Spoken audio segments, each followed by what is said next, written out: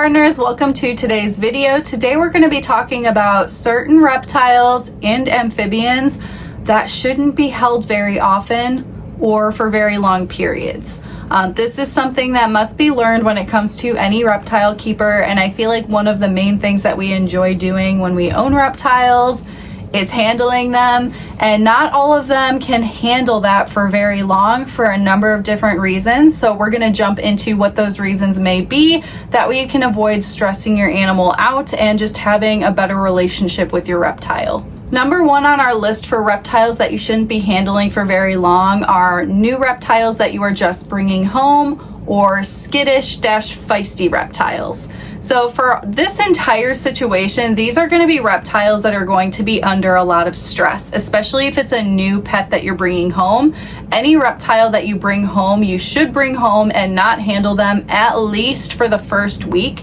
Allow them to eat, allow them to become comfortable in their new environment, because a new environment is very stressful for any reptile. So you want to mitigate that stress as much as possible, and that means refraining from handling that pet.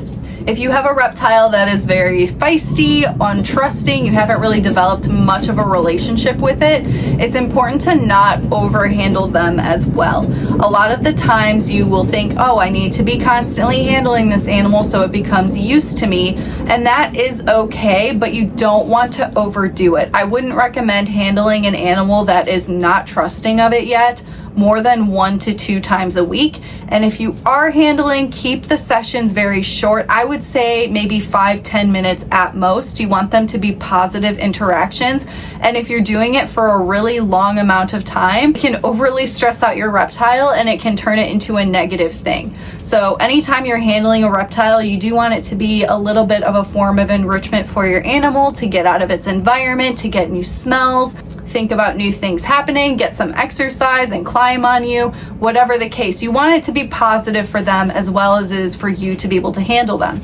So if you are bringing them out and having negative interactions that are just lasting way too long and way overstressing out your reptile, it's not going to benefit them in any way, and it's just going to lead to possible health issues, because stress will lead to health issues. The second one on my list is extremely obvious, and it's kind of ridiculous I even put it on here, but it's important. If your reptile is sick or injured, you should not be handling it for a long time, if at all. It needs to be healing, it needs to be recovering, it needs to be getting better.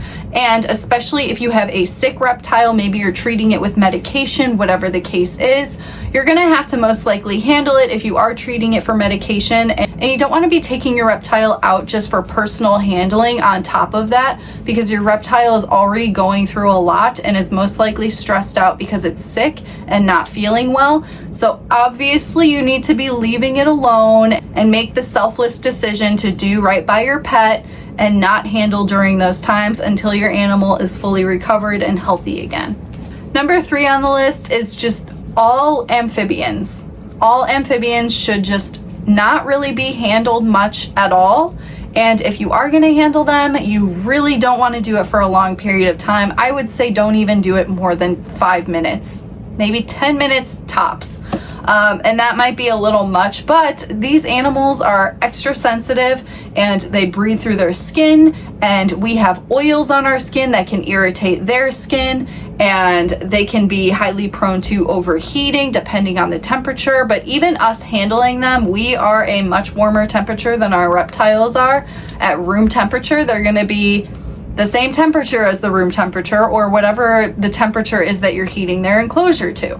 However, we are around 98 degrees, and that can be way too hot for a lot of amphibians. And if you're handling them for an exceedingly long amount of time, you can be overheating them as well. A lot of the times, if you do have to handle a frog or a salamander, whatever animal that you are keeping, it is best to wear gloves to avoid any of our personal oils that are naturally on our hands that are going to mix into their skin, because it can cause irritation. Or another option would be to just run your hands underwater before handling your pet. That way your hands are nice and slick and wet before you pick them up. And yeah, Your hands are going to dry if you're handling them for a long amount of time. So you don't want to be handling them for a long amount of time because it's just going to cause irritation and stress and possible overheating, and it's just not natural for amphibians. So they're more of a look, don't touch type of animal, and you should take precautions if you do want to handle them, and make sure that those handling sessions are very short. Number 5 are more of the look, don't touch reptiles. They really shouldn't be handled too often. If you are going to handle them, there are exceptions. Some are more tolerant than others, but you don't want to be doing it for a long amount of time for a number of different reasons. For instance, one animal that is a look, don't touch is a green tree python. They are way more for observing. They can be very feisty and defensive, which leads people to not even wanting to bother handling them. But there are instances every now and then where you may need to handle your animal, and it is okay to do so. Metamora is pretty tolerant, though it is not something that I do often with her whatsoever. I only do it if it is a need. But when she has come out, she has been very tolerant, and it does seem like she gets a little bit of enrichment from it. She does seem to like looking around and checking things out. However, as much as she's enjoying it, it's not an animal that I want to handle for a very long time, and it's not one I'm going to keep out for hours at a time. So with a handling session with Metamora, it would typically be around like 10 to 15 minutes at most, and then I'm putting her back in her enclosure. Another instance would be chameleons. Chameleons are very highly prone to stress, so you want to reduce that as much as possible. Handling is something that some of them will tolerate more than others, but even so, you don't want to prolong it for a super long amount of time because it can cause stress. Even if you're not physically seeing it on your chameleon, there still might be some stress happening there, and you don't want to cause that ever. You want to always be constantly trying to reduce stress as much as you possibly can. So for a chameleon, again, they have to be accepting of the handling. A lot of them are not, but if yours is, handling for 10 to 15 minutes is okay. You don't want to have them out for hours at a time because that's going to be way too stressful for them. So this one does seem pretty obvious because if you have an animal that already is not really much for handling, it makes sense that you're not going to be handling it for a very long time when you do take it out.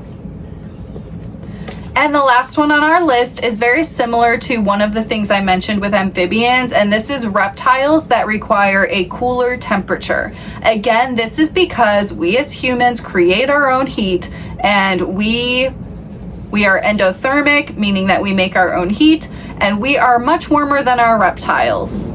If you are keeping reptiles that require a room temperature and do not require heat, these are species that you should not handle for long because they will be prone to overheating. This is a common occurrence with crested geckos and gargoyle geckos, and they're so handleable and so much fun to take out. However, they can overheat pretty easily because they just require a comfortable room temperature in the 70s degrees Fahrenheit, and we are 98 degrees Fahrenheit. So we don't want to be overheating them. And one of the signs that you will start to notice if your gecko is overheating, obviously crested and gargoyle geckos jump, but if they are jumping a lot and trying to get away from you, they are overheating. That is why they're constantly trying to get off of you. So that is a sign that you have overdone it and you need to put the animal back. There are other species that require heat, but it's still not as much. Like, for instance, Bowie, my Brazilian rainbow boa, she likes her warm temperature around 83 to 85 degrees Fahrenheit. And when I take her out, she can overheat with me if I'm handling her for an exceedingly long amount of time because she's ectothermic. Having her crawl all around me for a super long amount of time will raise her body temperature, and it can raise it to a temperature that she is not comfortable with and may be too warm. So if you do keep a species that does require under 98 degrees Fahrenheit and you have them out, keep in mind that you can be overheating them if you keep them out for a long time. I would recommend, again, for most handling sessions, I would recommend 10 to 15 minutes and nothing more than that. And that completes today's video. So if you guys can think of any other instances of times that you shouldn't be handling your reptile for a long amount of time, go ahead and leave it in the comments section. I'm curious about your experiences with any of this as well. Have you noticed any of these occurrences with your own pets? I'm very curious to see, so go ahead and leave a comment, and I will see you guys in the next video.